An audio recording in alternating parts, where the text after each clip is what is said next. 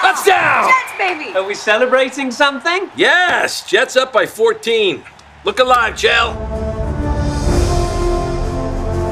Why did I come in here? Why did I throw that? He really shouldn't have thrown that. Move your hands up, dude. Why won't my hands move? Maybe he'll surprise me. Even seals catch balls, and they don't have arms. Ooh, do I have an ice pack in the fridge? No pressure, no pressure. This'll tell me everything I need to know about you. Don't close your eyes, don't close your eyes. Come on, Chael. One time. I got it! Way to go, Chael. I love you so much. Wow, he caught it. I'll get the ice pack. That's a purple face tomorrow.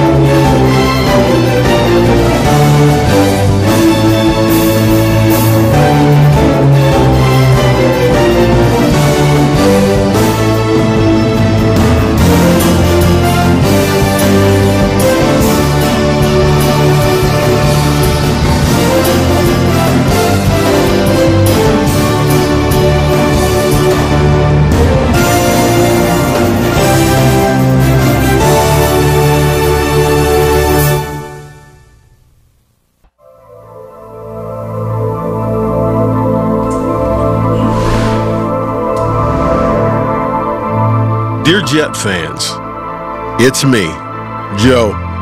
No, not that Joe. That Joe.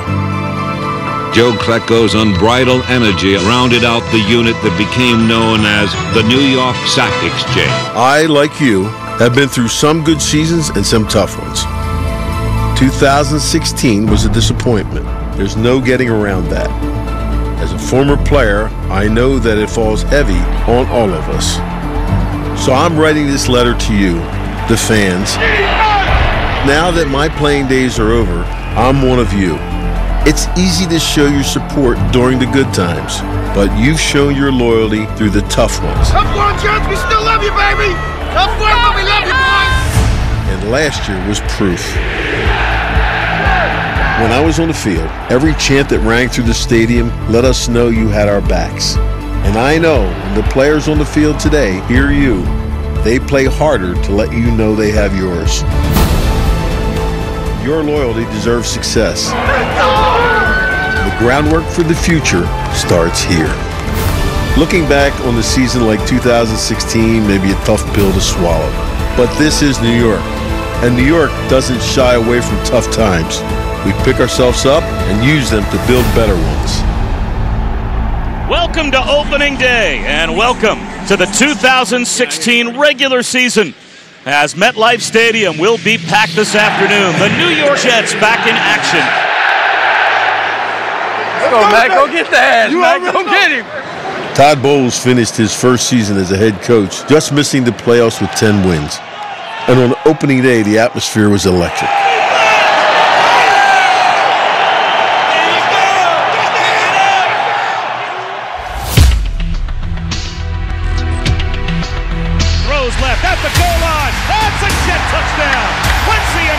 And the Jets open the 2016 season with a touchdown drive. Let's go, D. Let's go. Let's see what we made of. Let's see what we made of. Let's see what we made of, D.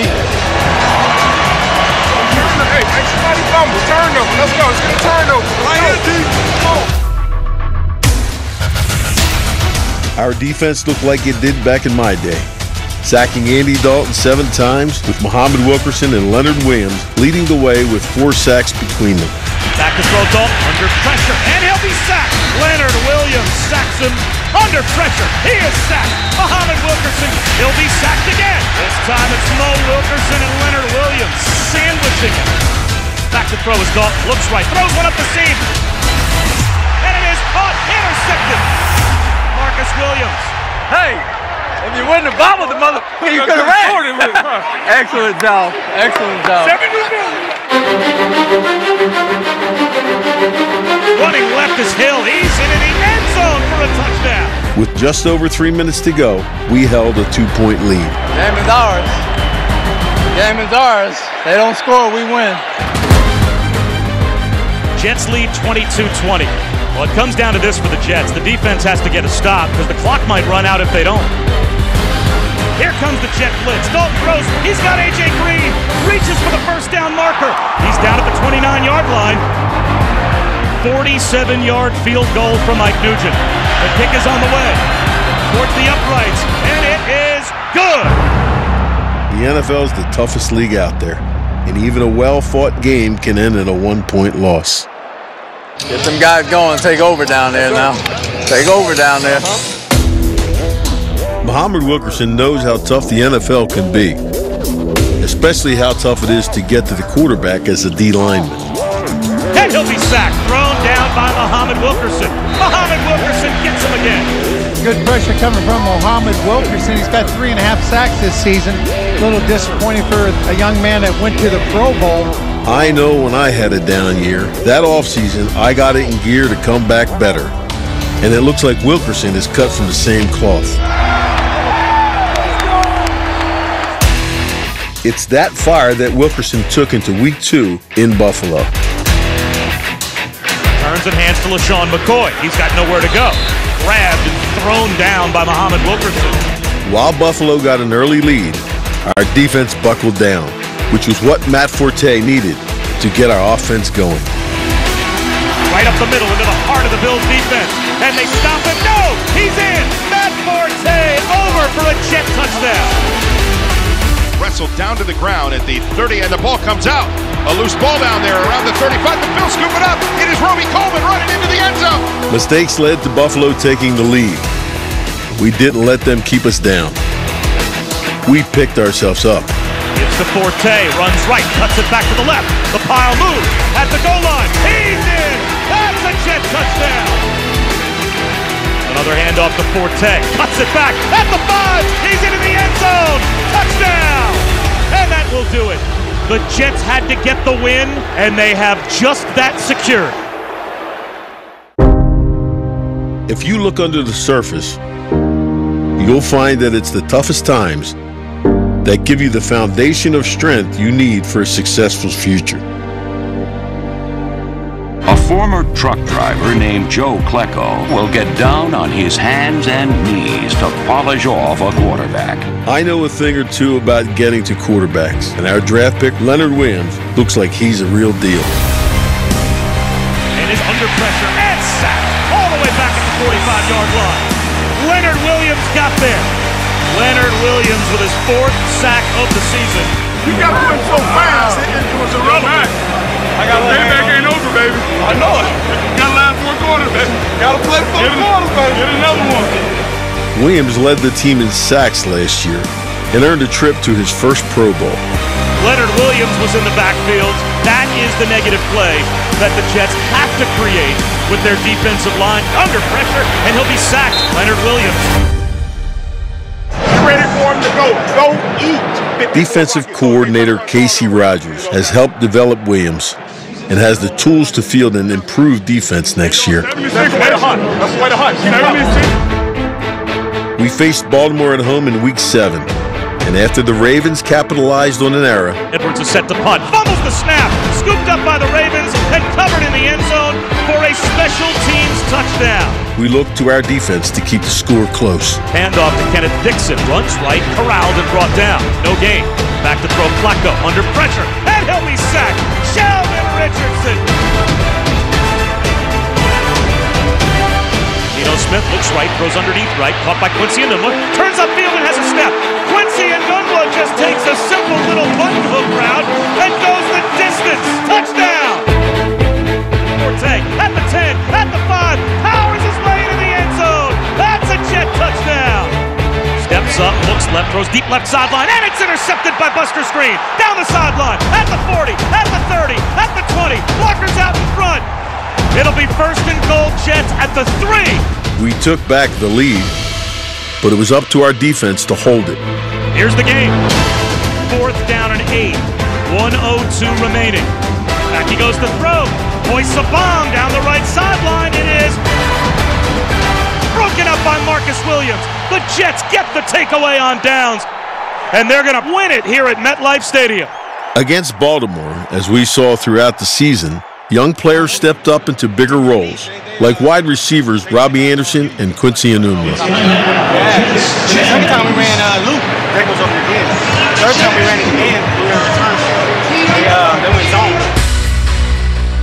Like me, Enunwa was a 6th-round draft pick that paid off in his 2nd year playing on the field. And he's got it! What a catch by Quincy Enunwa.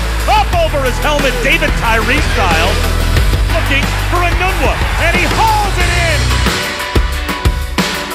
Enunwa led the team last year with 857 receiving yards and 4 touchdowns. Looks right, lobs one, jump ball in the end zone. Quincy Enunwa, I think he's got it. We get another look. Right foot down. Oh, his back right hip. That's going to be a Jet touchdown. In his first year as a Jet, Matt Forte gained over 1,000 yards from scrimmage and scored 8 touchdowns. Matt Forte finds a lane at the 30. Slutter steps to the 40. Good adjustment in the backfield by Matt Forte. Boy, you talk about keeping it simple. Get Matt Forte involved. Matt Forte, an untouched 31-yard touchdown romp. In Week 8, we were looking for a win in Cleveland. Welcome to a cold, nasty day here in Cleveland. And the Jets, last week against Baltimore, found a way to get a win. They have to keep on doing exactly that. But it was the Browns who jumped out to an early lead. McCown in the shotgun. Takes the snap. Josh looking right. Now comes back to the middle. Now rolls to the right. Now throws right corner in the end zone. That's caught. Hawkins touchdown. With a disappointing 20-7 score at halftime, our offense came back out of the tunnel, ready to respond. Bilal Powell runs left to the 30. He's at the 25-20. Down the sideline. 15, 10, 5, pylon. It is a Jet touchdown. Bilal Powell goes the distance. And up Matt Forte runs left. He's at the goal line. He's got a Jet touchdown. Picking yourself up after a rough half isn't an easy thing to do as a player. And seeing that attitude in our team is exactly what we need to build from in 2017. Breaking a tackle in Enunwa. Reaches for the goal line. He's in.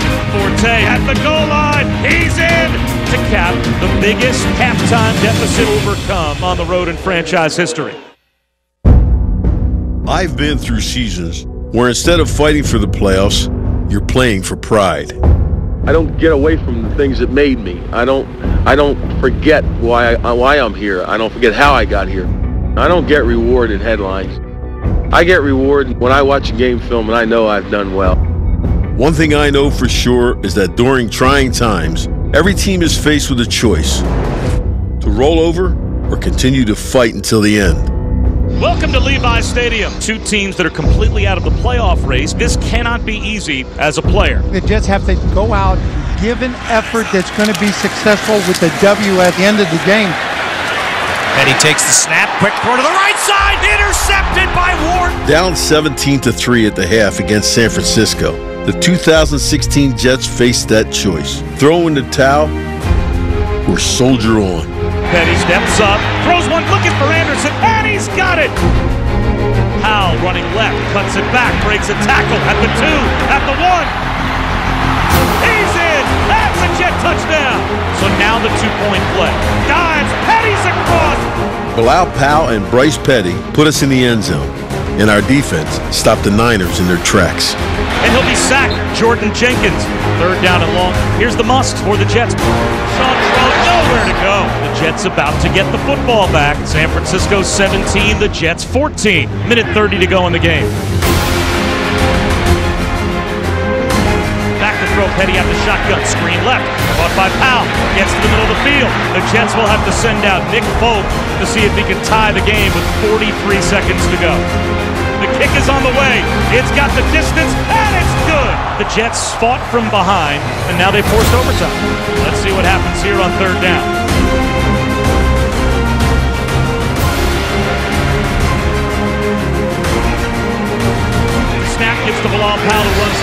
the 15, at the 10, at the 5, to the end zone. Bilal Powell is into the end zone for a touchdown and win it for the Jets in overtime. You talk about a team effort. You're down 14 points after 4 minutes. Everybody's kind of fighting back. The determination really starts with the quarterback, and I like what I saw today with Bryce Petty. Bryce Petty, in his second ever career start, leaves the field a winner. But boy, was he helped out by Bilal Powell. Like Powell, I was a mid-round pick that worked my way up through the Jets organization. Last year, he took a big step forward. Off Bilal Powell running right, cuts it back at the 30, breaks a tackle at the 40, makes another man miss. Just been a powerhouse the last couple of weeks here of the season. Powell was second in the league in yards per carry last year and also established career highs in rushing yards, receptions, receiving yards, and total touchdowns. Back to throw Petty, throws it left, caught, it's a lateral, Marshall slips one to Bilal Powell, who walks into the end zone for a touchdown. I have never been a fan of O-linemen, but Powell sure was. You got the big guy, the left guard, James Carpenter. He's going to be down there blocking.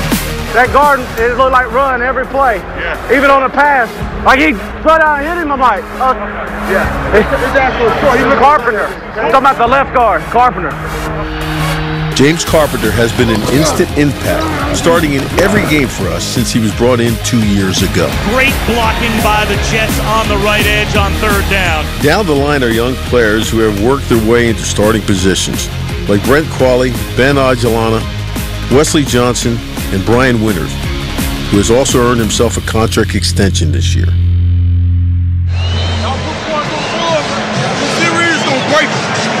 Look points on the board, the series gonna break. We're gonna go out there and stop and get y'all the ball right back. Hell yeah, man. Let's go. Do it again. I've been through my share of tough seasons, when all you have left to do in your last game is play for the guys next to you.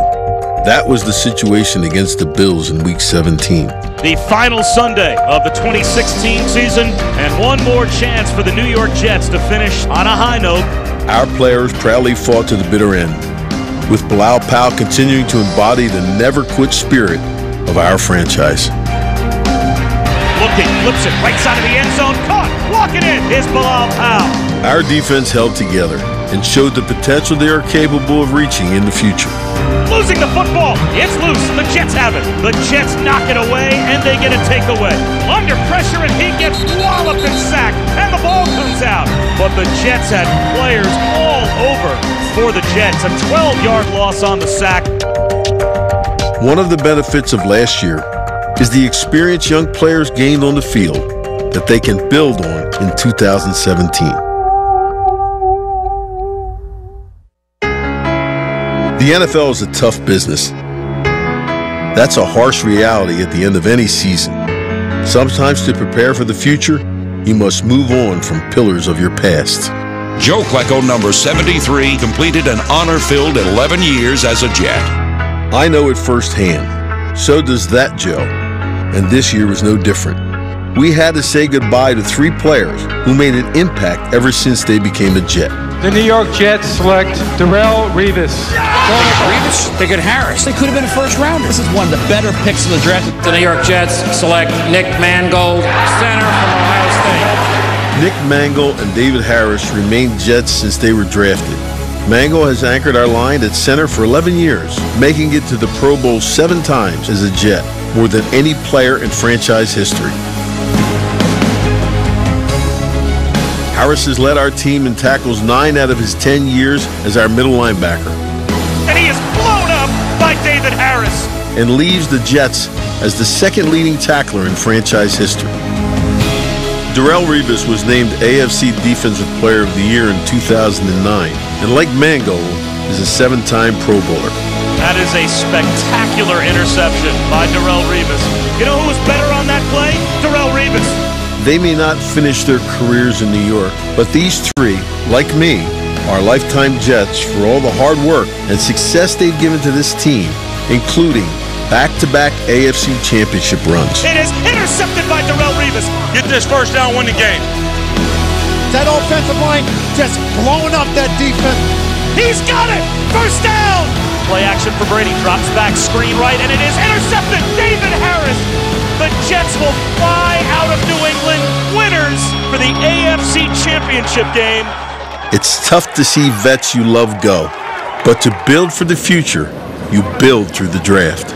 Good evening, and welcome to the NFL Draft. In the frenzy that is the NFL Draft, it's easy to forget the impact and bond you form with a team that gives you your chance to play in the NFL. Who on the clock? Jets. Them Jets love it. Them Jet fans love their team. Well, the Jets said they ain't gonna skip. Jets said they ain't gonna skip. Todd Bowles, he had a good visit, so. Jets, Jets. Jamal Adams, LSU, DB, Louisiana State, turning the card in.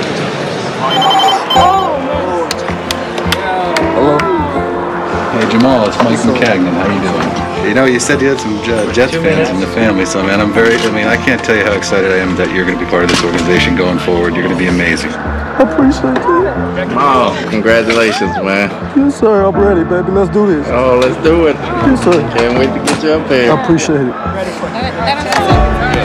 Yeah, give him a hug. Yes, up, baby. Let's go, baby. Love it. With the 6th pick, the New York Jets select Jamal Adams, defensive back, LSU. How you like this? I love it. I love it.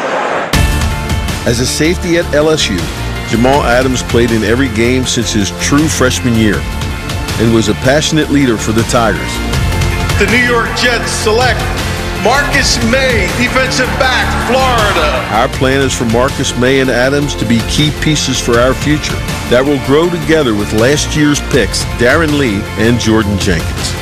Each new year is another opportunity for young players to prove themselves, like Bryce Petty and last year's second-round pick, Christian Hackenberg, who will compete for the top quarterback spot with veteran Josh McCown. Quincy Enunwa, Bilal Powell, and Brian Winters are all homegrown talent that prove they have the skill and spirit to take up our team's mantle. With a young defense next year, Bobby Wilkerson, Leonard Williams, Sheldon Richardson, and Steve McClendon are the backbone that will set the tone for 2017. Listen, I see men in this circle. We came out here to do one thing. We came to play the play. That's all we gotta do for 60 minutes. Let's go. F.O.B. 1, 2, 3, yes. So now it's time to conclude this letter to you, the fans. You've stuck with us through the years, and roots that take hold in adversity run deep. I know as a player that those roots take hold now, while no one is watching and critics are already counting us out. Make no mistake, we won't back down from the hard work ahead, and it is against great odds that great stories are born. It won't be easy. Nothing in the NFL ever is, but you have proven your loyalty through it all, and we will prove ours by working tirelessly together as a team to give you our best and to build something that we can all be proud of for years to come. J-E-T-S. Jets, Jets, Jets.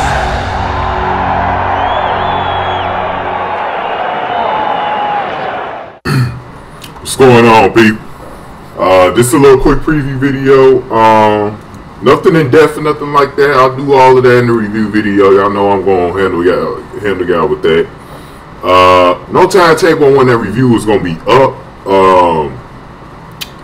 Maybe I got to work tomorrow night, so maybe I'll record that bitch either tonight or tomorrow afternoon sometime. I'm going to try to watch the game twice. So I'm going to try to watch the game for the Blue Jays-Cubs game tomorrow. I'll probably go try to watch it in the morning or something. And I'm going to definitely try to watch it twice before I do this next review, because when I did the last review last week, man, I was fucking up so much because I was actually distracted when I saw it live last Sunday. And, you know, I was on the phone for like 2 quarters. And that shit was, man, I hate it when don't you hate it when motherfuckers like call you and shit or just distract you while you watching the game or whatever, you know what I'm saying? I'm like, oh man, when the Lions are on, do not talk to me, man. Do not talk to me. I'm trying to be fully engaged on the Lions. Luckily tonight, I don't expect none of that to happen. Even if someone does call, you know, I'm not answering it. So I want to really, really get a good look on this game, because I think this game is going to be a better test for us than last week for this team. Just have a hell of a defensive line. That's why that's still the best strength for the team is their defensive line, and their defense overall isn't too bad either. You know, it's just that their offense right now is like in a huge rebuilding mode. You know, they still don't really have a quarterback right now, so I expect our defense to show up again and play well before this Patriots game. This could be like a little big rehearsal game for the Patriots game. I think a lot of guys who stepped up last week, or guys who maybe didn't get a lot of plays, need to really show what they can do this week so they can try to make this team. Because like, one thing I'm liking about this Lions team already, the competition is fierce. It's really close. I think it's going to be a lot of tough cuts for Jim Caldwell and the staff to make this year. I love our receiving core. I love our defense, our new look defense, especially the defensive line. Like I was telling y'all, I haven't even thought of the Kerry Hyder injury really since early last week, to be honest, because I was so impressed with like, I watched the game 3 times. The last time I watched it was the day before I flew out, which was Wednesday. And like I said, I just got back today, got back this morning, so I tried to rest up a little bit before I make this video, because I know the Lions are actually coming on in another 4 hours when I'm making this video. So I don't know what time you guys will see. You guys will probably see it like a couple hours before the game. That's why I'm like, this is a little quick video, man. Because like I said, you know, I was out of town yesterday, so I was just trying to I really wanted to get a preview in this week.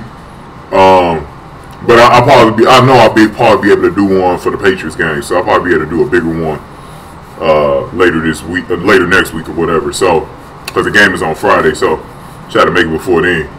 But yeah, man. So like, I watched the game again. Defensive line was really looking good, and I actually rewatched that game. Michael Roberts actually played better than the way he looked when I watched it live.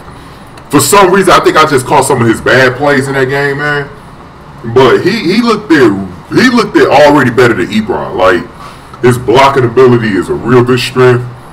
And our running backs are blocking pretty well in the backfield too. So we gotta see. We gotta see this week. This week is gonna be a really good test for us. I don't think the defense is gonna have a tough time defending against the Jets. They have no offense. That's gonna be the one thing about the Jets this year. I don't think they're gonna go on 16, but I think there's a pretty good chance you're going to see Joe Klecko like you did in that yearbook video I just showed you before this. You're going to hear Joe Klecko write another letter to New York Jet fans apologizing for this bad season, man. Because they're going to have another one ahead of him. I feel sorry for Todd Bowles, because he took a job with no quarterback. And I know he's a better coach than the way he actually looks.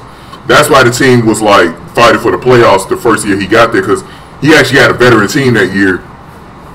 And they had a quarterback, well, supposedly that was the 1 year where Ryan Fitzpatrick looked really good.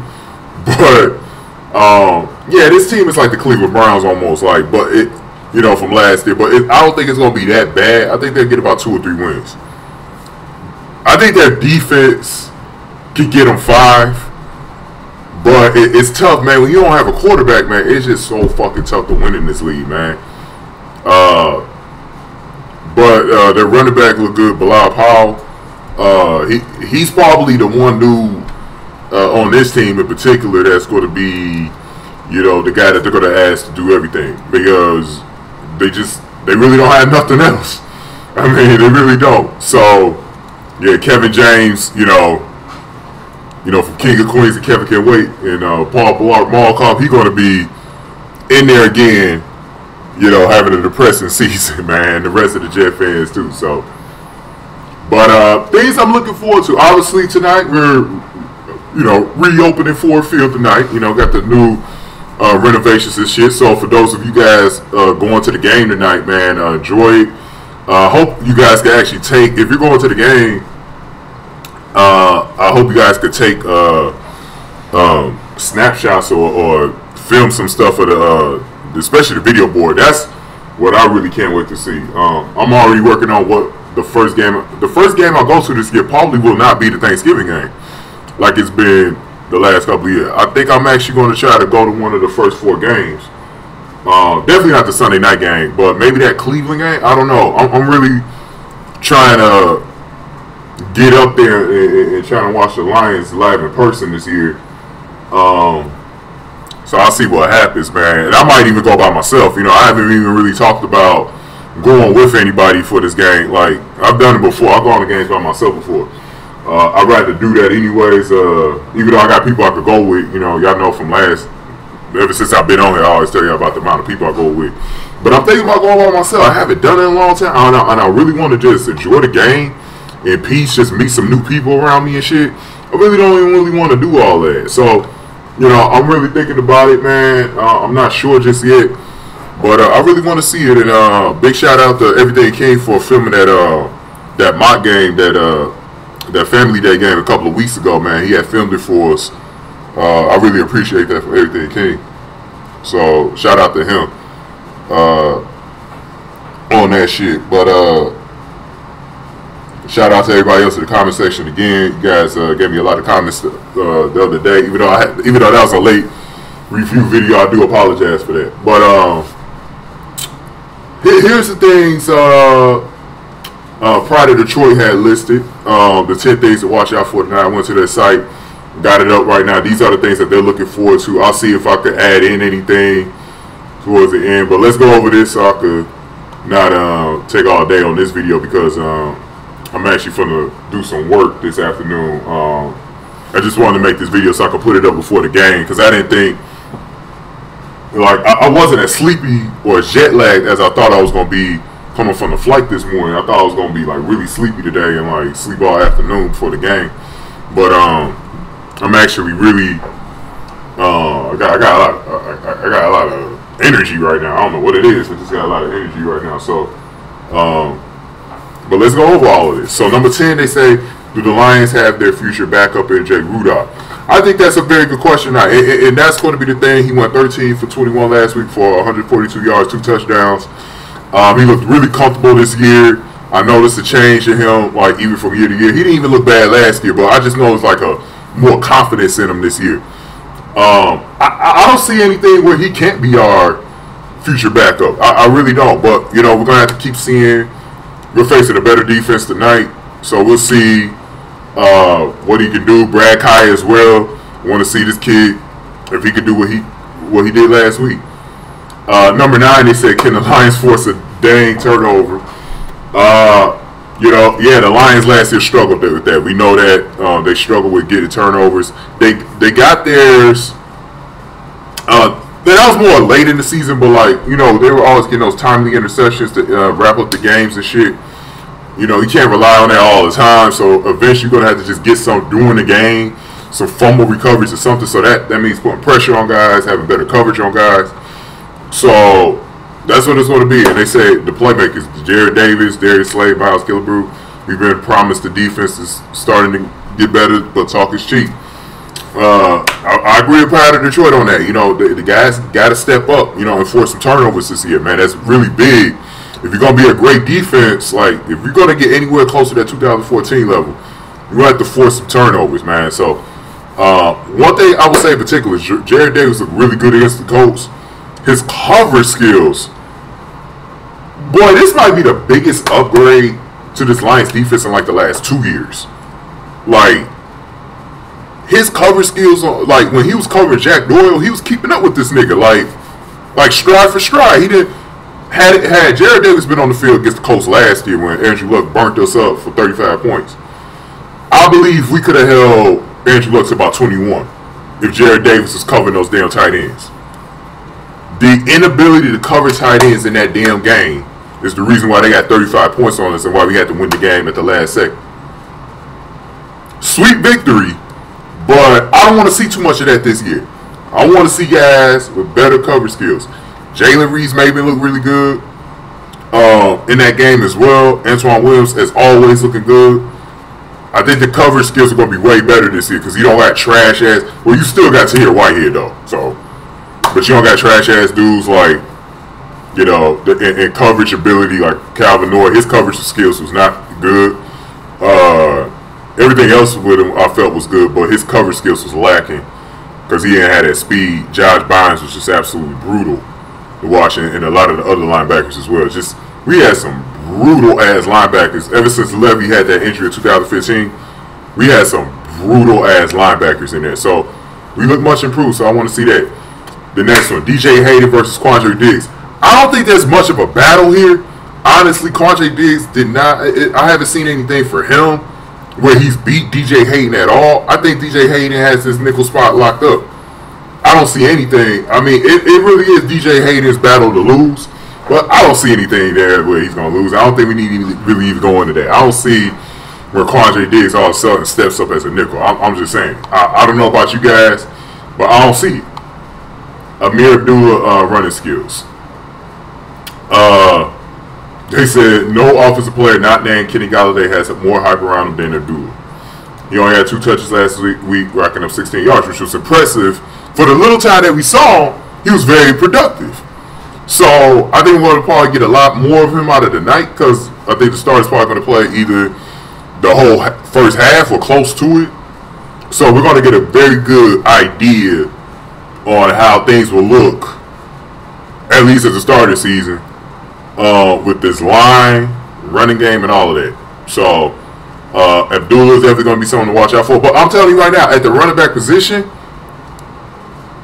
I really want to see more of Dwayne Washington. I've been telling y'all that. He impressed me last week the most out of anybody on the offense because outside of Kenny Golladay, just because of the fact that I wasn't expecting much from him. I didn't hear anything about it. I thought he was dead in the wind. Like, I just really didn't think the guy, his ball vision really let me down last year. I really didn't have any high hopes for the guy. So, in my opinion, I don't know what to expect from him. I didn't know what to expect from him this season, but he's looking pretty good out of the gate. Definitely keep an eye on him as well. Tion Green, I hope we see a lot more out of him tonight. Because I really want to see what that kid could do as well. So the running game going to be very interesting tonight. I hope they run the ball. I'm okay with the way they was running their offense last week. A lot of passes. It's not like it's the regular season yet where you really do need to run the rock, but I still need to see a little bit more out of the guys because I'm a little bit uncertain still about the running game as a whole, but I need to see a little bit more. So let's see what happens. Depth at the defensive tackle.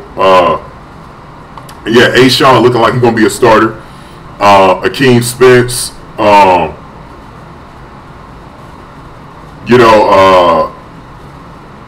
Akeem Spence was definitely someone that we need to see a little bit more of as well. One of our big signings. I think he was the third biggest off-season signing we had.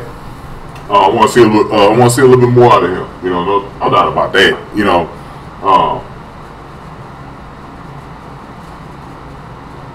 There's no doubt about that. I want to see more out of that kid. I definitely want to see what he could do.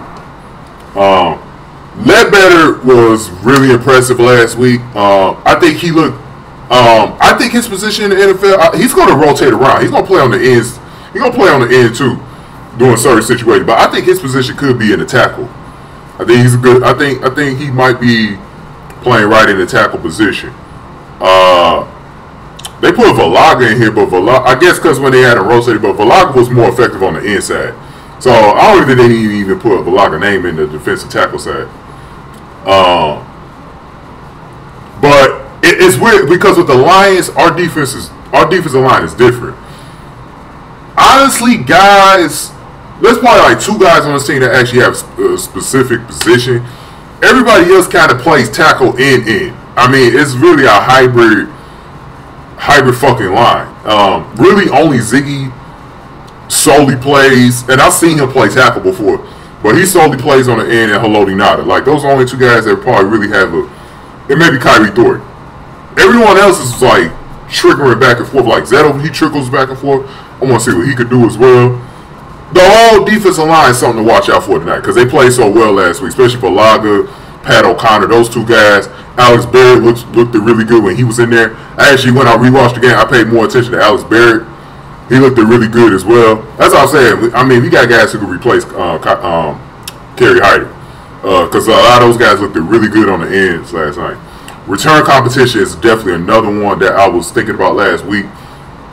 And Jace Billingsley and Jamal Agnew are vying for that spot. Jace Billingsley looks like the more polished of the 2. Like, he knows what he's doing.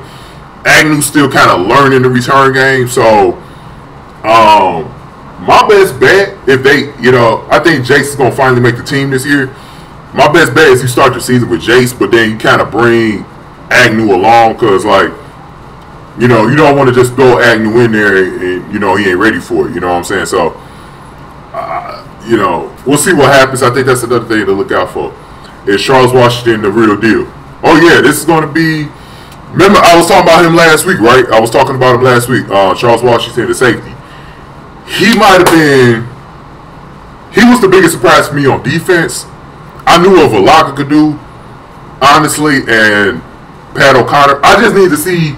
With those two guys, I just need to see what they can do at the NFL level. The surprise to me was Charles Washington at safety. Because he's given a little bit of go as a future Glover Quinn replacement. I think we might have potentially Glover Quinn's replacement on our hands. But Alex Carter actually looked a lot more comfortable at safety as well. Don Carey's a special teams guy, so I don't think he's not really in the race. I think it's between Washington and Carter for that backup safety job, free safety job.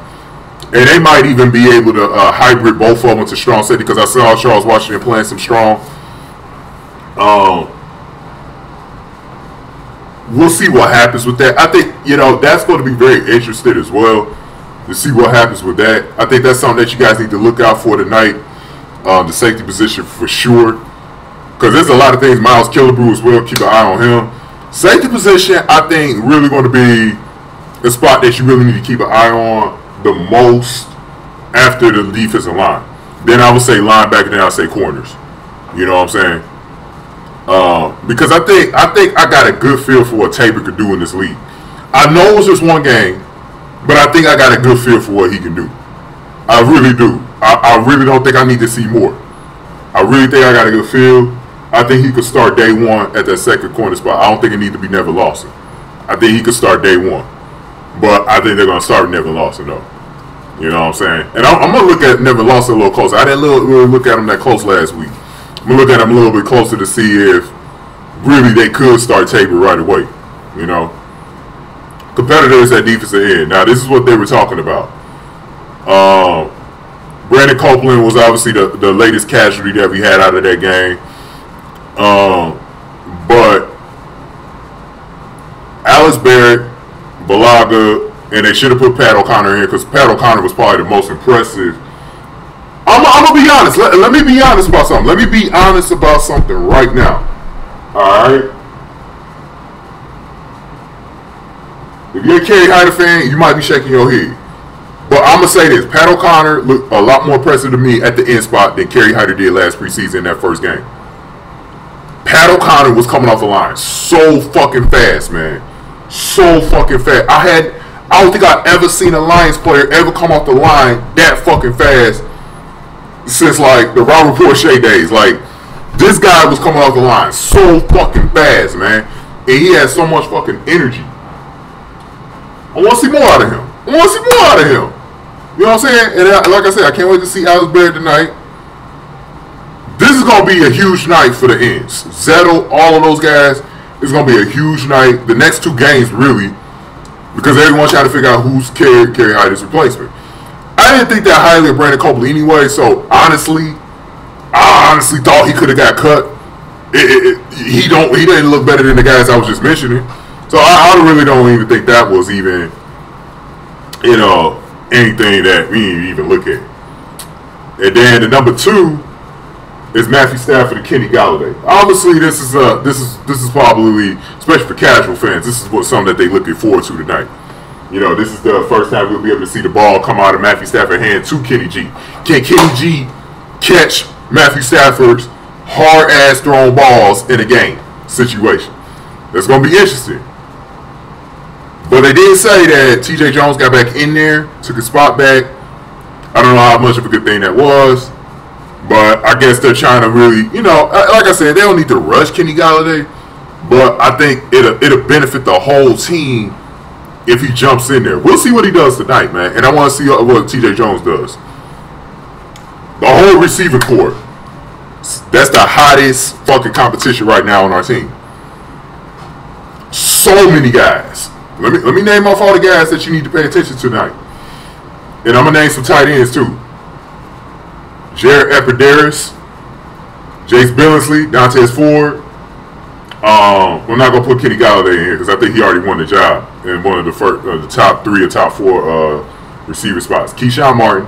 I want to see more out of Michael Rector, Dez Stewart, and Noel Thomas. All of those guys, keep a close eye on them tonight. Real close eye on them tonight. I want to see a lot more. We don't need to see Marvin Jones. We don't need.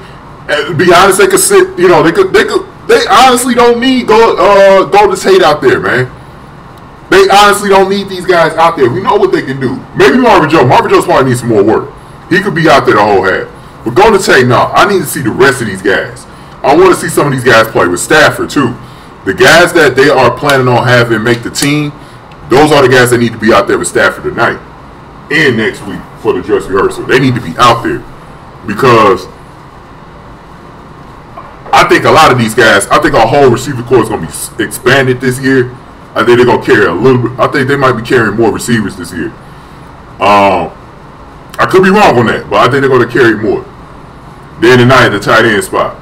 Darren Fells, Kari Lee, Michael Roberts, Colwick, Tim Wright, Andrew Price, Robert Tonyan, you know, all of those guys, especially Michael Roberts the most out of that group. Definitely want to keep seeing what he's doing. I think he looks good already. The fumbling issue is the thing he got to cut down on, you know, just like the drops from the receivers. Fumbles is something he need to work on. That was something that Amir Abdullah had trouble with his rookie season. I honestly think that's something. I've seen him fumble the football in college. I think that's something that's going to carry into the year. That's something that you can only take care of really in the off season, to be honest with y'all, man. I'm just being honest. I don't think you can take care of that during the season. I think that's an off season thing. I think we're going to have to just live with it this season. Now the offensive line is that's definitely the top thing we need to see. TJ Lane, they might sit him out again. I don't know. I'm not. Laken Thompson is the worst fucking offensive lineman we have. I'm not expecting any improvements from him. I want to see more out of Graham Glasgow and Joe Dahl. Greg Robinson. I mean, he might be the number one guy everyone looking at tonight on the whole entire team. You know, I know it's gonna be Kenny Golladay, but I think he's gonna be the number one guy everyone looking at because everyone's worried about the Taylor Decker side, as they should be, the blind side, and he played well last week. So a lot of people want to see if he can, improve on that. He's still got lapses, though. I know it's one thing about him. He's still got lapses in between plays. He's a lazy-ass motherfucker. That's one thing that I noticed about him right off the bat. But he played better. I think he's gonna play better in our system. But I want to see what he does tonight. I want to see what he does. So, yeah. But that's all I got for you guys. I think that this is gonna be an interesting test. Definitely pay attention to all the individual guys. You guys got things to watch. I mean, I think this preseason is going to be different from a lot of other years. This preseason, all 4 quarters are going to be interesting, man. I don't see where you could be bored of watching this game. EDP, he's not a real football fan. I think I finally figured that out about EDP. He called the Bills-Eagles game boring. When you call a preseason game boring, you are not a real fucking fan. I totally closed my case on him. And I really closed my case on him. I think I'm kind of done with EDP. That dude. He just I don't know what I'm confused with that guy. You know what I'm saying? And it's not a funny thing with him because it was actually like, dude. I mean, how could you supposed to be? This is why you didn't even know who the hell Nickel Roby was. Like, what the fuck? You didn't even know who the fuck he was. Like, stupid shit like that, man. I turned this video off so fucking fast. It wasn't even funny to me. I just turned it off. I just turned it the fuck off, man. Because I ain't got time for no goofy-ass niggas. Don't even know what the hell they talking about. Like, for real. Fuck out of here, man. Like I said, tonight's game, I'm actually looking forward to watching the entire game 3 times, man. Because we're going to have some interesting competitions in there tonight. And I just think that it's going to be a really big battle. And shout out to Nasty Productions, my nigga Nasty. Nasty, man. I don't know if you watched this video, but Nasty got on EDP. He like one of the main news that's all he get on EDP. I've been watching Nasty before I even started making videos about the Lions on YouTube. Nasty been in the game a long time. That's one guy that I meant to mention in my last video. I want y'all to go sub up to him. He's very funny. That dude funny. I'm a fan of Nasty. I'm a fan of Nasty Productions, man. Go watch that dude, man. He's funny as shit. Definitely funny as shit. Go watch that dude. But yeah, I think that's it for now, though. I'm trying not to make this a really long video so I can edit it, render it real fast because I need my computer for work. So I'm gonna try to edit this real fast and get this to y'all. Hopefully it's up at least a couple hours before the game, man. So all right, man. I'll catch y'all with the review. It all depends when it's up. It all really depends on, you know, when I get the review done. You know what I'm saying? So because I definitely want to watch the game twice first. So I don't think I'll be recording it tonight after the game. So I'll probably be waiting until tomorrow or Monday or something, and we'll see where it's at. Next week is Patriots week, so you already know what I'm about to do with Patriots week, right? Ted 2. Ted 2 going to be featured next week. I've already had my mind. I'm going to do that for Patriots week. So for right now, I'm going to show a repeat of New York week. If you didn't check it out in the last video, I'm going to have that at the end here in the Jets yearbooks to end the video. So, all right, y'all. Peace. What am I going to do? I can't handle this. Tony, if you want to get rid of her, you're going to have to be mean. You're gonna have to hurt her. I don't know if I can. I was raised by my mother and 3 older sisters. I was always taught to respect women. Well, she doesn't give a damn about what she's putting you through. Tony, come on. Just get as tough as she is. I mean, you gotta stop worrying about her feelings and you gotta start taking care of yourself. You're right. Yeah. Denise, can I have a word with you? Sure. Tony, I know what it is. You want to apologize, and that's okay. I don't want to apologize, Denise. You don't? No, I don't. Tony, listen, I understand. Shut up! Just shut up and listen. You ain't seeing me anymore, and I ain't seeing you anymore. We ain't seeing each other anymore. Psychologists, they got a term for people like you. What is it? Oh yeah, you got a screw loose. You ever come around here again, I'm gonna hand you your head. I'm sick and tired of your face. Now why don't you just take a walk? Why don't you get out? You heard me, out. I love you when you're like this.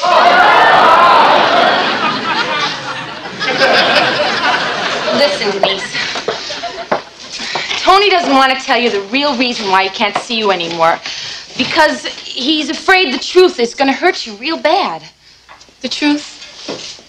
Yeah, the truth that he's in love with someone else. Who?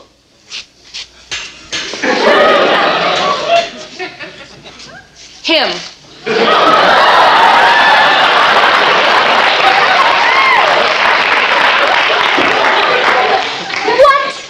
Louie, you're a homosexual?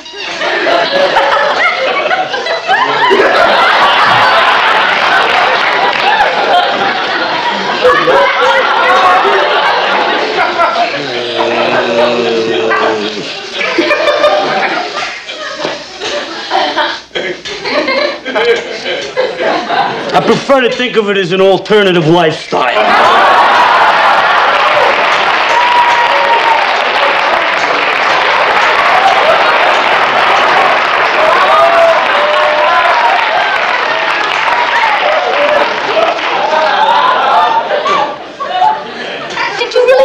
Believe this?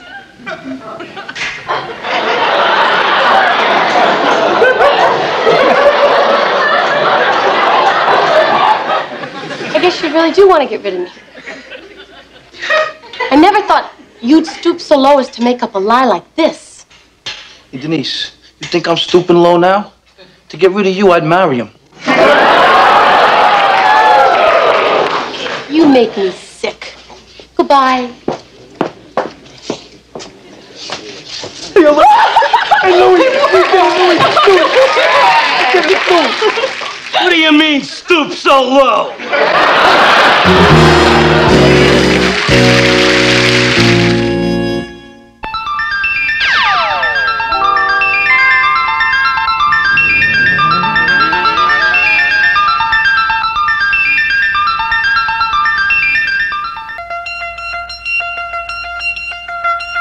The New York Jets' silver anniversary season marked a time to celebrate the past. But a new look was being shaped by a young team that emerged from the shadows of a difficult 1984 campaign to develop a competitive identity for the future. They never believe that we are going to lose or that we're out of it, and I think that's a good way to be. They keep fighting, and if they play hard and they play with good enthusiasm, you always have a chance to win. And I think they've got that feeling, and they're developing that personality. Pro football's premier pass rusher was a key figure in the evolution of the Jets' new personality, but many others lent a helping hand.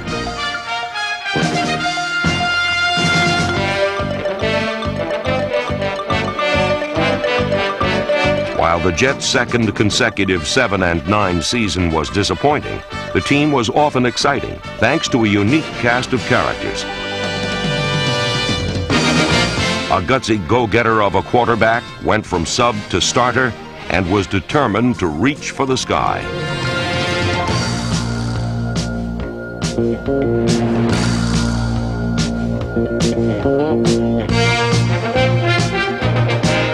There was also one of the game's most exciting running backs, who led the AFC's most productive rushing attack.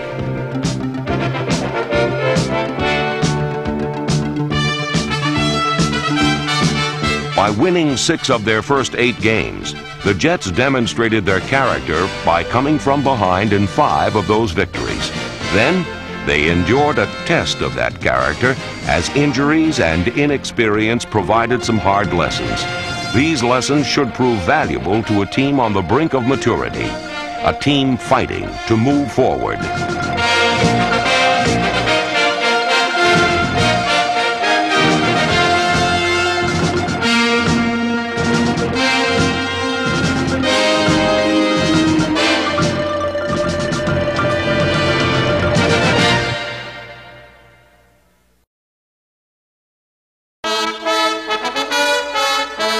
The 1984 season began in Indianapolis, where Pat Ryan took center stage after 6 years as an understudy. The quarterback's starting debut wasn't spectacular, but it was solid and helped the Jets erase a 7-0 deficit.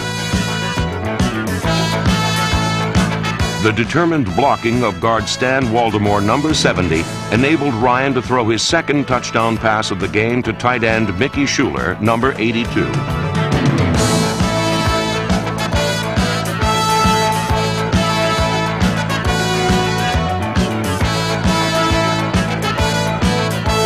The defense recovered 3 fumbles, one of them the result of a strip by Bobby Jackson. And when the Colts closed to within 2 points, a critical turnover was forced by number 99, Mark Gastineau. A minute 44 remaining. Here's the ball game, folks. Here is Pagel back to pass. He's sacked. He fumbles. The ball rolls free. Barry Bennett picks it up. It's still loose. Buttle picks it up and carries it into the end zone. It'll be a touchdown. Greg Buttle picks up the fumble, takes it into the end zone. The Jets are going to win their season opener. This 23-14 win was followed by a home opening loss to Pittsburgh. But week 3 at the Meadowlands saw the Jets score 30 unanswered points in a come-from-behind victory over Cincinnati. Number 24, Freeman McNeil's 150 yards rushing and 2 touchdowns keyed the 43-23 win. Here's McNeil, right side, stutter stepping through line, breaks away the 20, the 50, the 10, the 5, touchdown, New York Jets, Freeman McNeil! At Buffalo, McNeil produced his 3rd 100 yards plus rushing performance in 4 games. The first pro touchdown by rookie Tony Page, number 49, ignited another comeback win. Despite a shaky start, the defense got tough in the late stages of the game.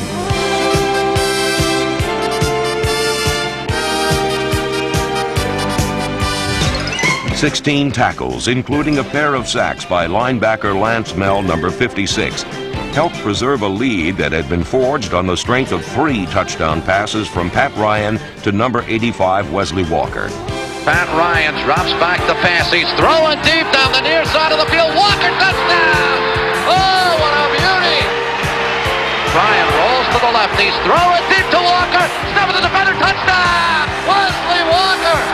Ryan puts it up in the air on a rainbow arc, and Wesley Walker's the pot of gold. Walker and Ryan enriched a 28-26 win that justified Joe Walton's confidence in his veteran quarterback. Ryan found his new role a welcome change from being a perennial backup. Playing, beats the heck out of sitting around, and I've been doing a lot of sitting around the last 6 years. Sitting was rough on Ryan's pants, but while standing in the pass pocket, he helped sew up 6 victories, thanks in part to his relaxed attitude. When I was in college, you were either a running quarterback or a passing quarterback, but in the pros, everybody's pretty much the same. You all just drop back and throw it. Ryan's ability to improvise and his cool under pressure established him as a player with sound competitive instincts.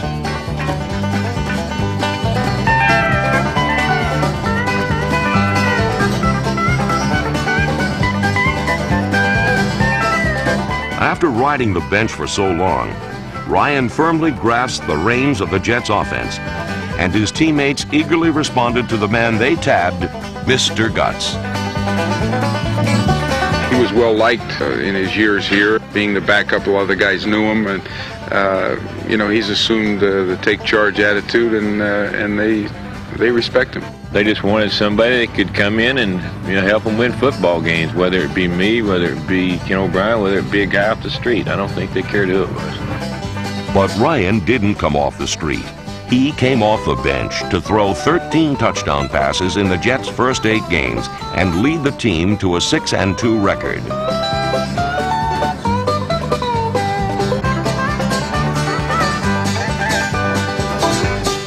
While Pat Ryan deserved to bask in the spotlight during the first half of the season, other members of the Jets' offense provided shining examples of consistency throughout the year. The offensive line made its mark as tackles Marvin Powell, number 79, and Reggie McElroy, guard Stan Baltimore, and number 60 Dan Alexander, and center Joe Fields, number 65, formed a unit that cleared the way for the AFC's top-ranked rushing attack.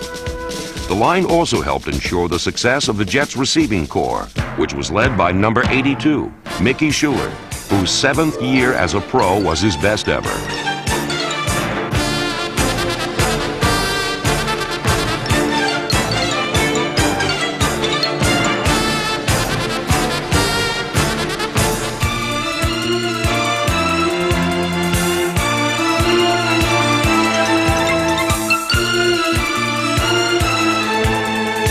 Only 2 NFL tight ends exceeded Schuler's total of 68 receptions, the most by a Jet since 1967. When Lamb Jones, number 80, recovered from a broken collarbone that sidelined him for the season's first half, he grabbed 32 passes in 8 contests. Jones' average of 4 catches per game was his career best, and points to the kind of performance that should make him a vital element in the Jets' offensive plans for the future.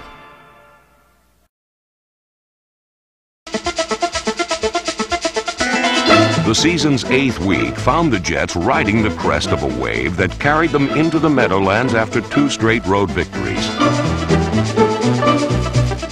They played their most dominant game of the year against Kansas City, as Pat Ryan threw 3 scoring passes.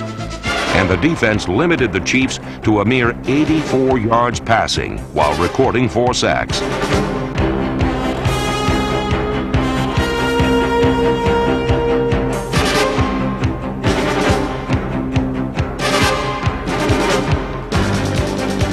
Bill Kenny drops straight back the pass. Wallace knocked away for rolls into the end zone. Touchdown, New York Jets. Mark Gastineau picks it up in the end zone. Touchdown for the New York Jets. Schuler comes in motion from right to left. Pitch out Hector, left side, turns, throws a pass to Ryan on the right side. At midfield, throw it deep downfield to Humphrey. Touchdown! Touchdown! Touchdown, New York Jets! Unbelievable! Ryan back to pass, the rush is on, blitz. He throws downfield, it is complete. Down to the 50, the 10, Cedric Bitter's got a touchdown! After 8 weeks, the 6-2 Jets were in the playoff picture while striking a portrait of team cohesiveness. But at New England, the Jets saw a 20-3 lead over the Patriots evaporate, and their lofty playoff hopes began crashing to earth.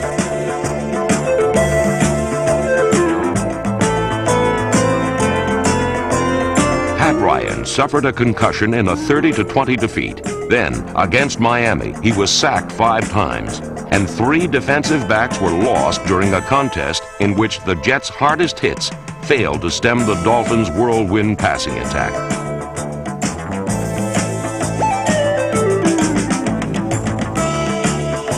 A frustrating 6-game losing streak was hard to handle.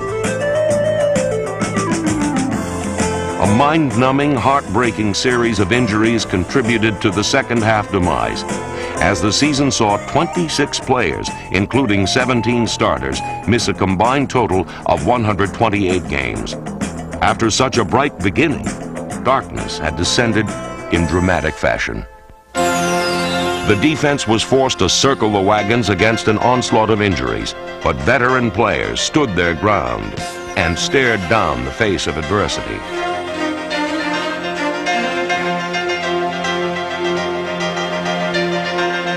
Number 78, Barry Bennett, went from spot player to starting defensive tackle and made solid contributions.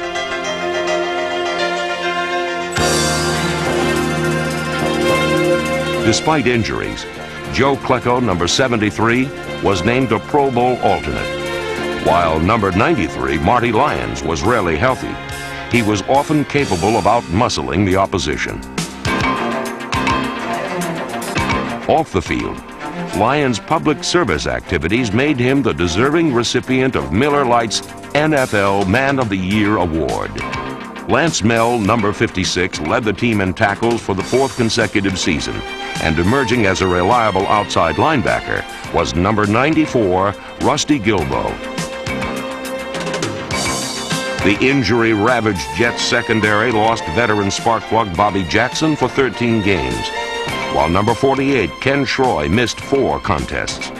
Doing his best to pick up the slack was Kirk Springs, number 21.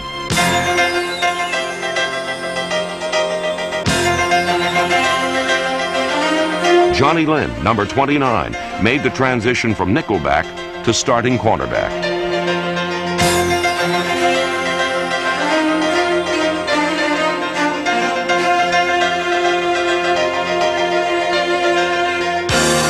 While the philosophy of Joe Walton and his coaching staff will likely change the look of the Jets' defense in 1985, there won't be much tampering with the special teams unit that improved considerably in 1984. Standouts on the kickoff and punt coverage teams included Rusty Gilbo, Nick Bruckner, and Jim Iliopoulos, number 52. Rookies such as Russell Carter, number 27, gave the return unit a lift while giving opponents the air.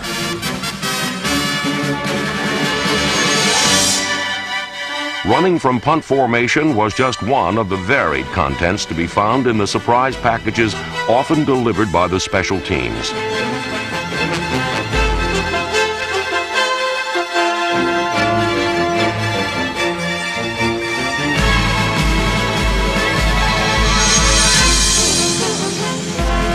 '84 saw Pat Leahy kick a team record 52-yard field goal on his way to becoming the Jets' all-time leading scorer. The Jets topped the NFL in kickoff return yardage, as Kirk Springs, number 21, ranked 5th among AFC return men.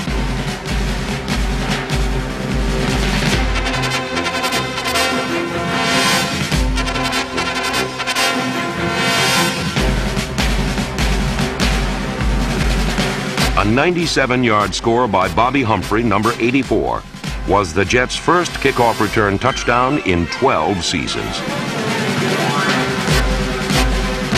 By posting a 30.7-yard average per return that was by far the league's best, Humphrey was named to several postseason All-Pro teams, and he established himself as one of the Jets' most exciting young performers.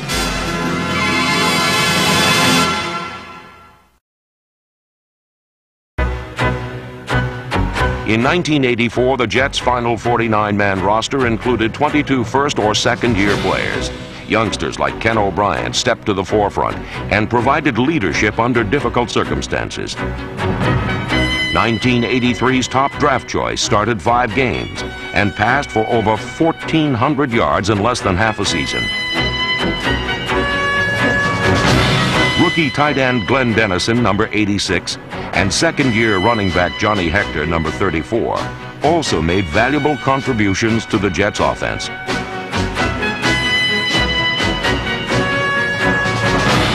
Hector spelled Freeman McNeil and finished the year as the team's number 2 rusher.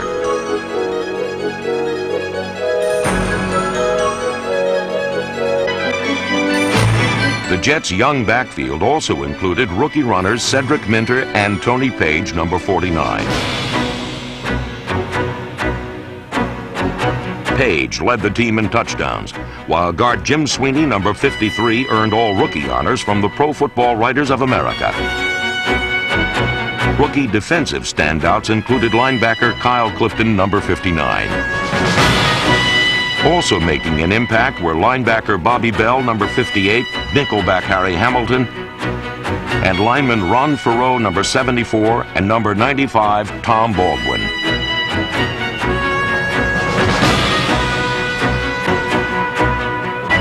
The Jets' kiddie corps was forced to grow up in a hurry, and their efforts suggested that a promising new generation was taking shape.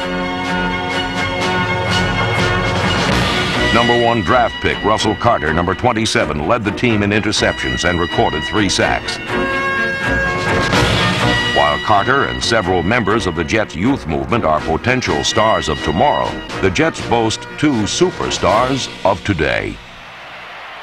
Running back Freeman McNeil achieved the best season of his 4-year career, while 6-year veteran Mark Gastineau once again stood tall among NFL pass rushers. Rushing the passer is just a lot of determination and a lot of heart. If you've got that, and if you've got the physical attributes, you'll be a good pass rusher.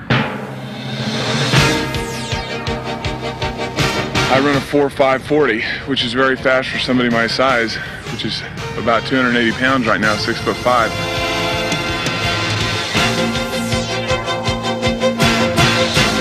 Gastineau ransacks pass pockets without murderous intent.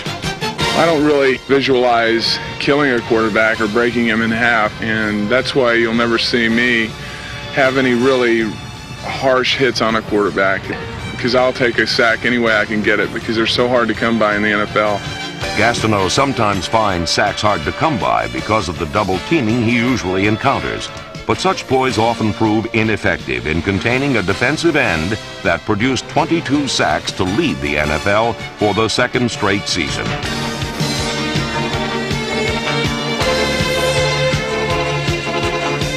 Gastineau's ability to take the steam out of an opposing game plan is fueled by a volatile personality that gets Jets fans all fired up.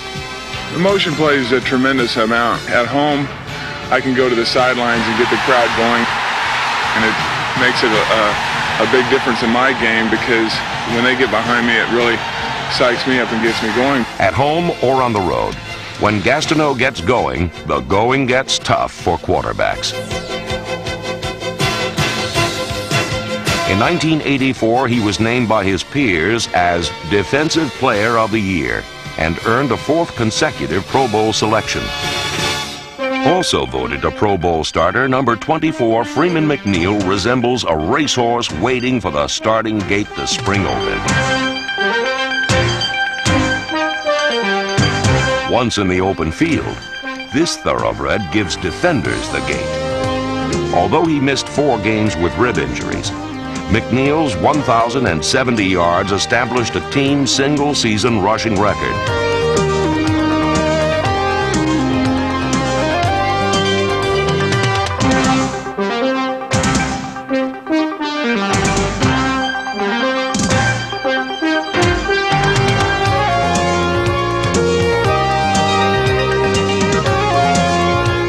was also a receiving threat out of the backfield.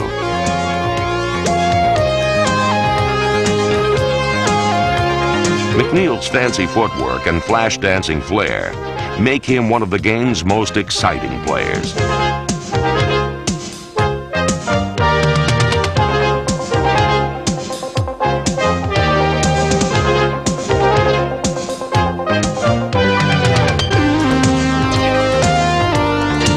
In 1984, McNeil's teammates honored his outstanding performance by naming him the team's most valuable player.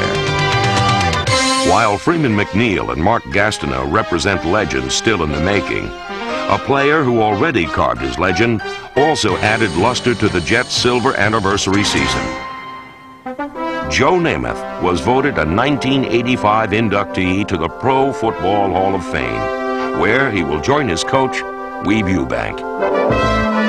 The Jets' all-time leader in passing yardage and touchdown passes, Namath brought the team to prominence during the late 60s.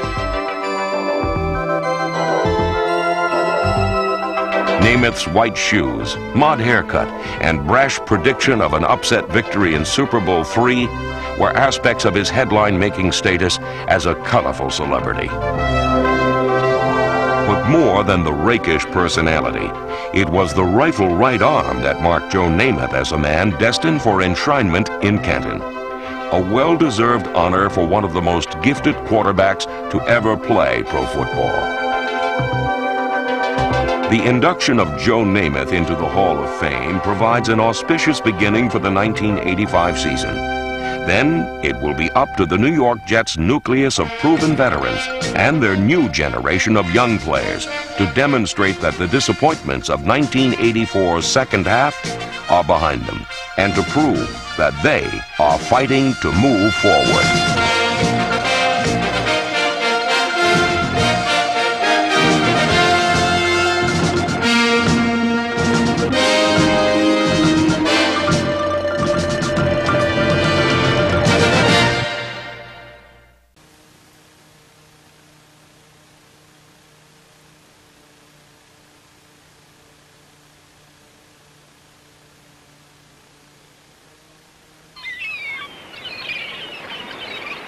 So here we are on the third day of January, and there's no place on earth the New York Jets would rather be than on the banks of Lake Erie here at chilly old Cleveland Stadium, playing the Browns in the AFC semifinal.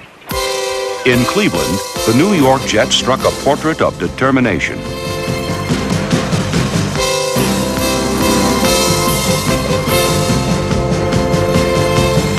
They used bold, imaginative strokes to create a 20-10 lead over the favored Browns.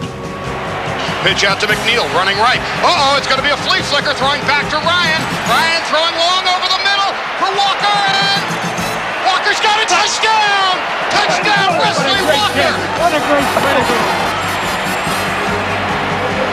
Ryan handed to McNeil. McNeil finds some room. McNeil still on his feet to the 20, 15, 10, 5, and touchdown!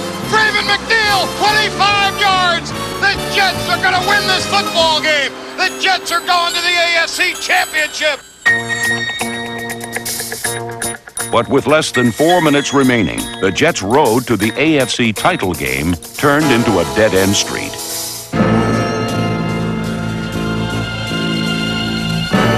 Cleveland evened matters at 20 apiece. Then, in double overtime, the Browns secured a 23-20 victory. Despite this bitter defeat, the Jets had again proved that they belonged in the playoffs. But this loss was so hard to take because during an exciting season, the Jets had worked so hard to become one of the NFL's most competitive teams. With their unwavering work ethic and ability to overcome adversity, the Jets left a distinctive imprint on the 1986 season.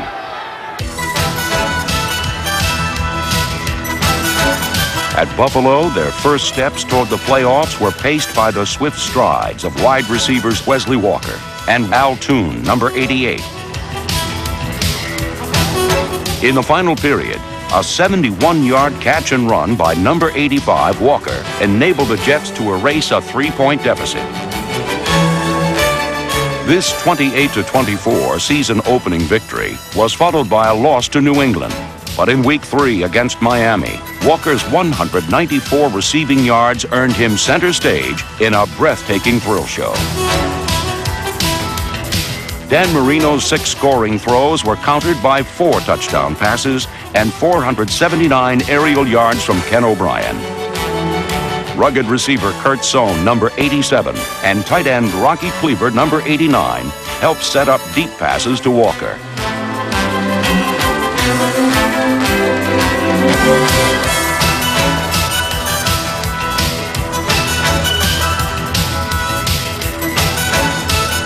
This exciting seesaw battle climaxed with not one, but 2 miracle finishes. O'Brien back to throw. O'Brien being rushed. O'Brien throwing over the middle. Wesley Wilson, touchdown! Touchdown! There is no time remaining. When I made the catch, I was in a dream world. I didn't realize what had happened, and I still don't. I dropped back and waited and just waited for Wesley to get anywhere near the end zone, and threw it about as hard as I could. And the next thing I knew, Wesley was flying through the air, made a great catch, and rolled in the end zone. As soon as we won the coin toss, I knew we were going to score. Everything was going our way at that point. O'Brien's back to throw. O'Brien throwing long down the sideline for Walker. And he got it! Touchdown! Touchdown! Wesley Walker with his 4th touchdown reception. The Jets are going berserk. They're bombing Wesley Walker in the end zone.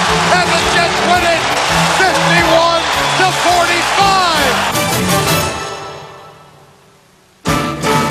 51-45. 2 weeks later, O'Brien worked another last-minute miracle with the Jets trailing Buffalo 13-7.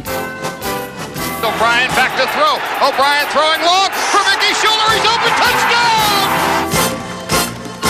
O'Brien is one of the NFL's most talented passers, and offensive coordinator Rich Kotite feels that the quarterback's talent is a product of his tenacity. He is unbelievable. He's like a bulldog. He as the game gets on and he gets that look in his eye, you know that he means business, and somehow, some way, he's going to get the job done. O'Brien finished the year with the AFC's best completion percentage despite a late-season slump, and his 25 touchdown passes represented the conference's 2nd highest total. His fiery competitive streak is fueled by burning ambition. My dad sat me down and asked me what I wanted to do after I got out of college, and I said play football, and he kind of laughed and shook his head, and he said, you know, he must be a lost cause, but he's happy now, and hopefully I'll just keep playing right on until I'm about 80. The Jets built a 10-1 record with fine pass protection. Tackle Reggie McElroy, number 68, provided effective blocking despite injuries. Number 60, guard Dan Alexander's 151-game playing streak is the 2nd longest in team history. Center Joe Fields, number 65, Ted Banker, Guy Bingham, Gordon King, and tackle Jim Sweeney, number 53, helped the line excel at ball control, especially during a Week 6 game at New England, where number 34 Johnny Hector set team records with 40 carries and 3 rushing touchdowns in a 31-24 victory. The versatile Hector filled the role of feature back while Freeman McNeil was on injured reserve, and he became the first man in Jet history to gain 100 yards, both rushing and receiving, in a single game.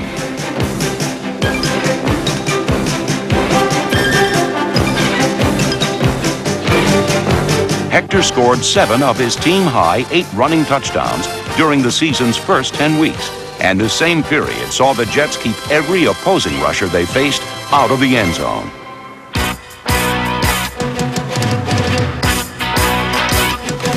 Kyle Clifton, number 59, Lance Mell, and Bob Crable, number 50, spearheaded an aggressive unit that was also keyed by lineman Marty Lyons, Joe Klecko, Barry Bennett, Tom Baldwin, and Mark Gastineau.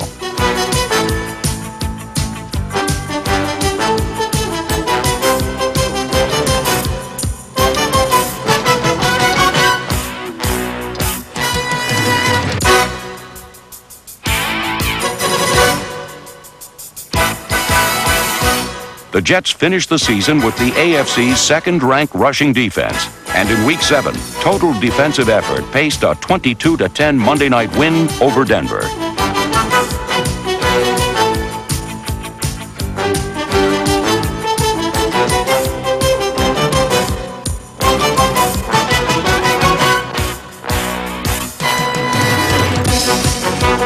While John Elway was thwarted at every turn, Pat Ryan expertly directed the offense.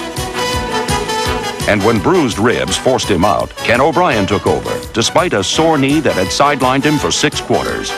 Ken O'Brien was not expected to play tonight. He is in the lineup now. O'Brien back to throw. Throwing a timing pattern for Walker in the end zone. Touchdown! That's why he's in the football game. This contest had started with the Jets and Denver battling for the conference lead. When it ended, the Jets had extended their winning streak to 5 games and lifted themselves to a divisional best 6-1 mark. Like a marathon race, a football season is a test of endurance, and few teams make it to the finish line intact. This grueling challenge demands strong bodies and sound minds. It also requires heart and soul. Nose tackle Joe Klecko, linebacker Lance Mell, end Marty Lyons, and end Mark Gastineau are the heart and soul of the Jets defense. Despite nagging injuries, number 99 Gastineau was still a player that opponents neglected at their own peril.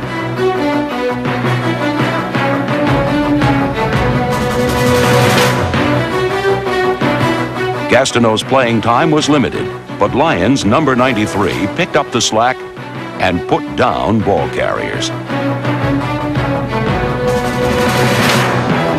Number 56, Mel, led the Jets in tackles during the season's first half. And Klecko, number 73, was enjoying one of the finest campaigns of any NFL nose tackle.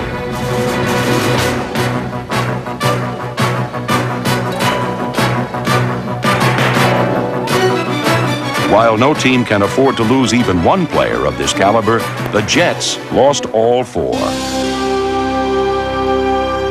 Proven Pro Bowl performers Mel, Klecko, and Gastineau spent time on injured reserve, as did potential Pro Bowler Lyons. But Joe Walton refused to crumble in the wake of these injuries. With our injuries, I think our guys have rallied around each other, and I think our backup people have come through pretty nicely, and we've been able to hang in there.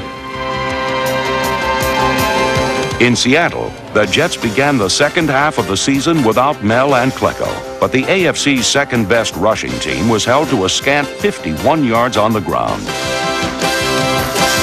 In a 38-7 romp over the Seahawks, Ken O'Brien threw 4 touchdown passes. Al Toon contributed nearly 200 yards in receptions and 2 scores. O'Brien being rushed. O'Brien throwing long down the sideline for Toon in the end zone. Touchdown, Al Toon, with a remarkable catch. Al Toon is a remarkable player, and in only his second NFL season, he was voted a Pro Bowl starter. The long arms that make him a productive possession receiver and the long legs that make him a dangerous deep threat enabled this talented young pass catcher to approach superstar status. Once he catches the ball, he's just like poetry in motion. He shakes people off, and he becomes as strong as a bull and just makes things happen.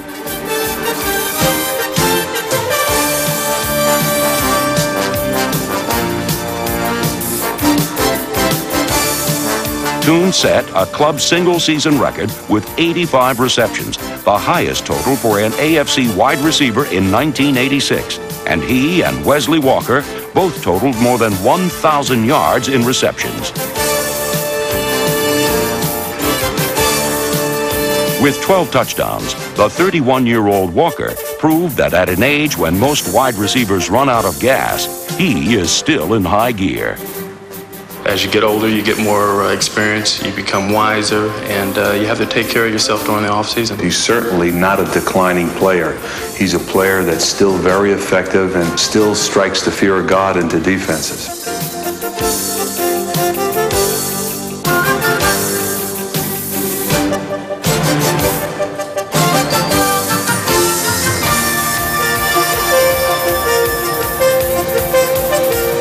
Wide receivers Walker and Toon continued a great legacy established by the brilliant Don Maynard, who became the second Jet player to be inducted into the Pro Football Hall of Fame. The lanky Texan with the loping stride was an original member of the New York Titans. Then he helped usher in a golden era for the Jets as Joe Namath's favorite deep threat. When Joe came up, I just told him, I said, I think we can be a real good team. I said, I'll help make you a better quarterback and you make me a real good receiver. Namath and Maynard combined on some of the most exciting pass plays in pro football history. This great combination is united again, and their deeds celebrated forever in the Hall of Fame. Don Maynard holds a hallowed place in the Jets record book, a book that welcomed 3 new standard bearers in 1986. Number 5, Pat Leahy established a record by kicking 22 straight field goals, the second longest string in NFL history. Another mark of consistency was produced by tight end Mickey Schuler, number 82, who owns a streak of 53 consecutive games with at least 1 pass reception.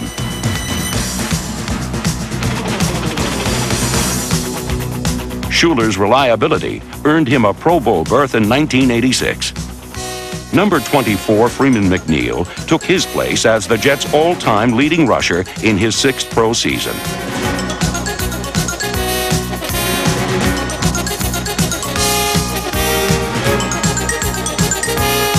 Despite missing 4 games with a dislocated elbow, McNeil's 856 yards placed him among the AFC's top 5 ball carriers.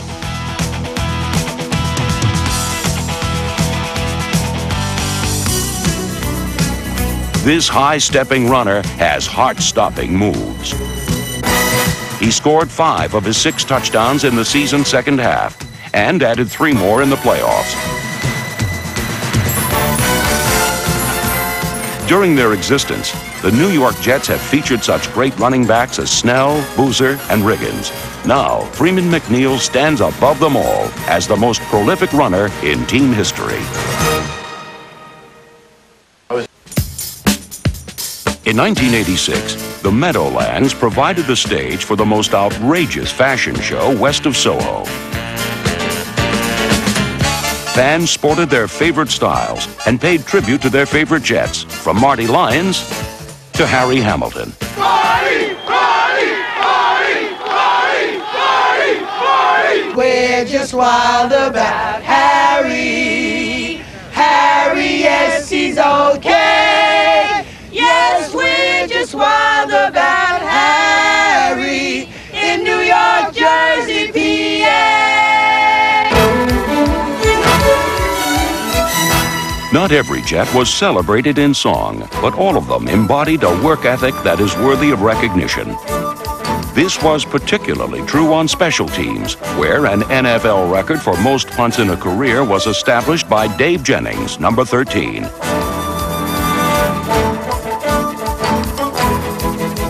The special teams unit also featured the tough, steady play of unselfish performers like Matt Munger, Marion Barber, and Kurt Sohn. Number 48, Bobby Humphrey, was another special team standout, and at Cincinnati, he raced 96 yards for a score.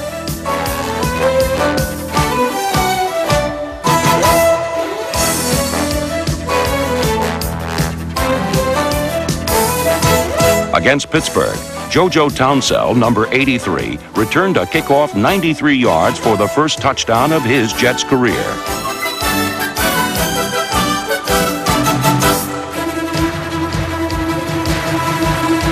While the return teams aimed for the runaway, defensive coordinator Bud Carson's men set their sights on the takeaway. Been good to him. Sounding 66 double bird dog. There's no problem with that, right? Okay, let's go, Jet. Get him out. Let's go, man.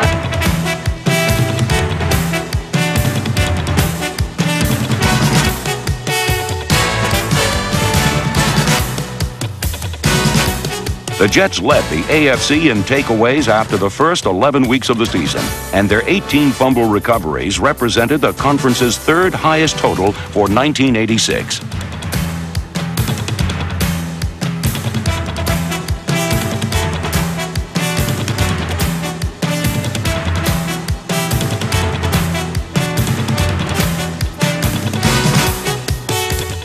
Playing a prominent role on this theft-minded defense was a secondary that included team interception leader Jerry Holmes, number 47, Russell Carter, number 27,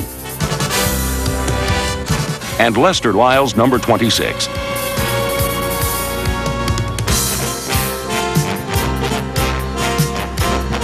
The Jets forced 6 turnovers in a 31-16 win over the Colts in Week 11. Number 39, Harry Hamilton, and Johnny Lynn, number 29, produced interceptions. 3 Wesley Walker touchdowns also contributed to a team record 9th victory in a row. But after this game, the Jets' quest for the AFC East title receded into the shadows.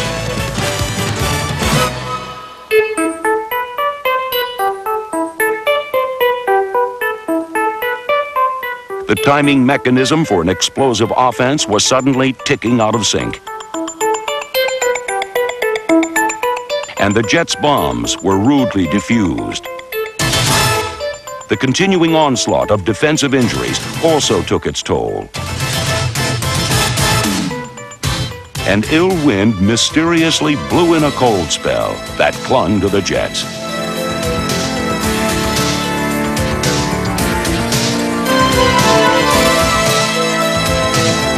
During a 5-game losing streak, the Jets were outscored 183-61, and they ultimately lost their hold on the division lead.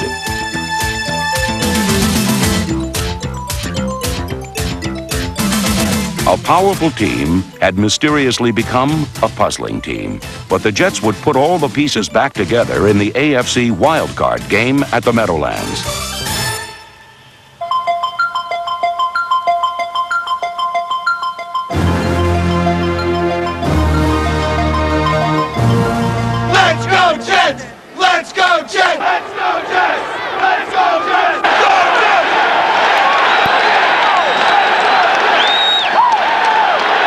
Trailing 6-0 early in the first quarter, Joe Walton elected to roll the dice. Joe Walton playing the role of the riverboat gambler with Pat Ryan, the quarterback. Walker flanked to the right, Tune to the left, zone in motion. Pat Ryan on a quarterback sneak's got a first down.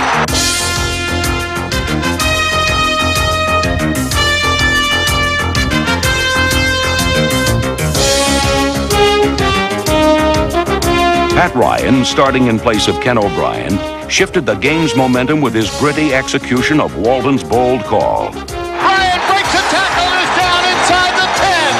How about that for a call? First and goal for the Jets. Come on, get in the hole. Get in the crack. A pair of Freeman McNeil scores and a revitalized defense helped Ryan engineer a 21-6 halftime lead.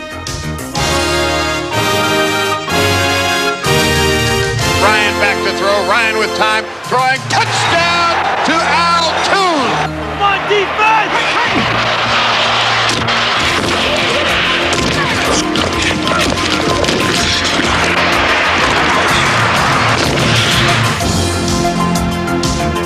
Throwing out of the backfield. Oh, it's intercepted! It's intercepted by Kevin McArthur, and he's going to run it in for a touchdown! First play, second half. He was untouched by human hands. The Jets maintained a winning tempo throughout the second half and orchestrated a 35-15 victory.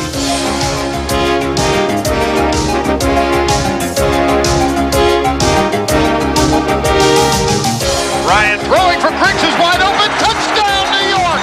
Cole and the Dogs extinguish the fire. We're on our way to Cleveland. The Jets had removed all doubt as to their playoff qualifications by reasserting the work ethic so central to their competitive identity. And this triumph proved that maximum effort is what the New York Jets are all about.